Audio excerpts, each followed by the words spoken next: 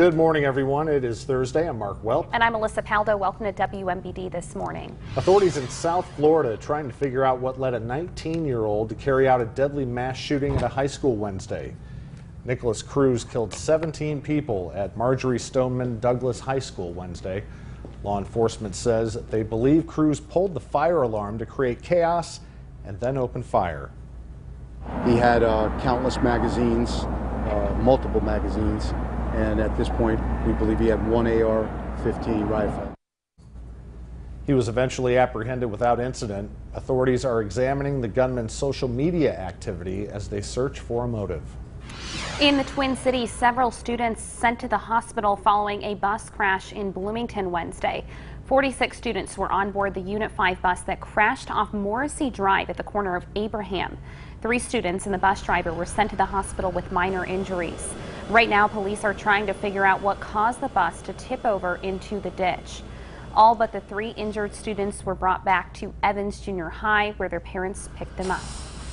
Renovations at Bloomington High School are costing the district more than expected. Our news partner WJBC Radio reports the school board has approved a bid to renovate the school for nearly $675,000. That's about $74,000 more than they anticipated. Superintendent Barry Riley says the extra cost is being balanced by other projects coming under budget. The family of a Bloomington woman who was killed last week is holding a vigil in her honor tonight. Nicole Elbert was the victim of domestic violence, which led to her death. Elbert's family is holding a vigil to remember her and bring awareness to domestic violence. Attendees are asked to wear Elbert's favorite color, purple. The vigil starts at 7 p.m. near Franklin Park in Bloomington. If anyone is or knows of someone who is a victim of domestic violence, the Neville House has a 24-hour hotline. Governor Bruce Rauner orders flags to be flown at half-staff. It's being done to honor fallen police commander Paul Bauer. Bauer was shot and killed yesterday during a struggle with a suspect outside the Thompson Center in downtown Chicago. Flags will be lowered starting this morning and will remain that way until Sunday evening. From our state capitol newsroom, Governor Bruce Rauner tackles several priorities for the 2019 budget. During his budget address Wednesday, Rauner called for fiscal responsibility and a need to manage the state's massive debt. However, some of his, quote, reforms are not being well received. In order to handle the out-of-balance pension system, the Republican is asking universities and K-12 schools to pick up the cost. Another proposal is a long-touted campaign promise of cutting property taxes, something school districts say will be impossible once they're responsible for added costs. Governor Rauner can only introduce a budget. He can't pass it by himself. That's up to the General Assembly to put it into law and then send it to his desk.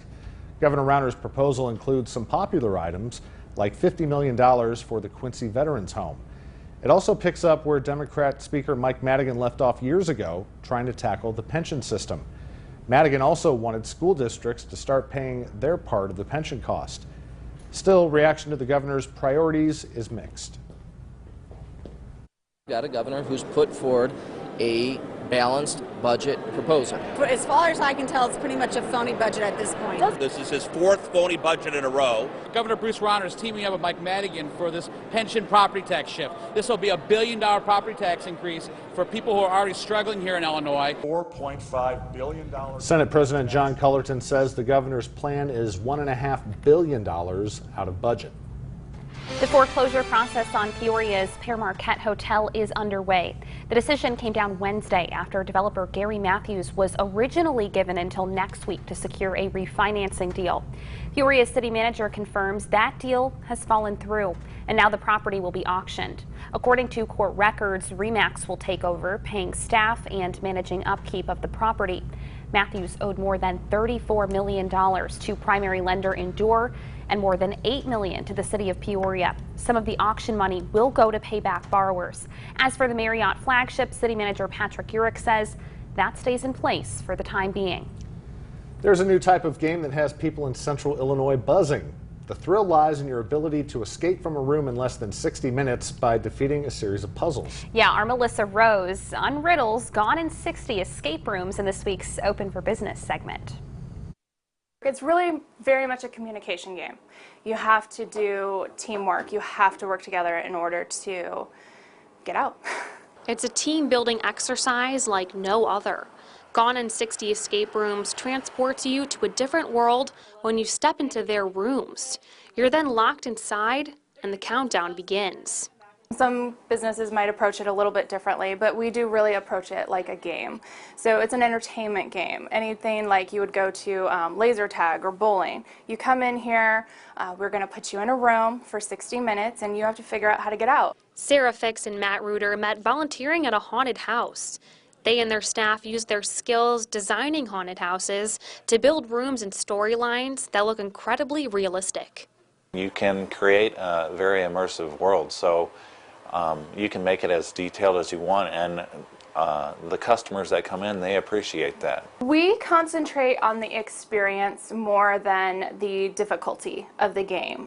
We want it to be challenging, we want it to be somewhat hard, we want you to think, but we don't want it to be like stupid hard so you can't get out. From the crumbling ceiling to the mysterious artifacts, there's potential clues and meaning hidden everywhere. When you come into the room and the timer's going, I mean, you have that anxiety. It's, you know, we're racing against the clock. A lot of people get immersed and they don't realize how quickly time goes by. But 60 minutes and a few clues are all that you get. Do you have the wits to solve this puzzle?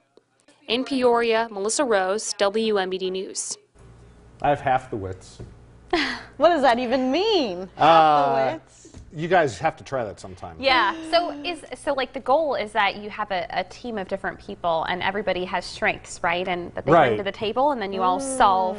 Yeah, and a lot of them, you know, you have to find hidden clues that are right in front of your face. Right. They lead to other clues, which leads to a key, which unlocks a box, which may have another key or another Oh clue. my goodness. We should all go try this. Just when you think Let's team build, guys. Yes, let's do it. That'd be fun. That would be something. something. I wonder. I don't know how I do at that. I probably wouldn't be good at all. Let's face it. But it's a good day for it today. I know. Stay inside. It is. And don't escape. Maybe just stay in the room. Activities.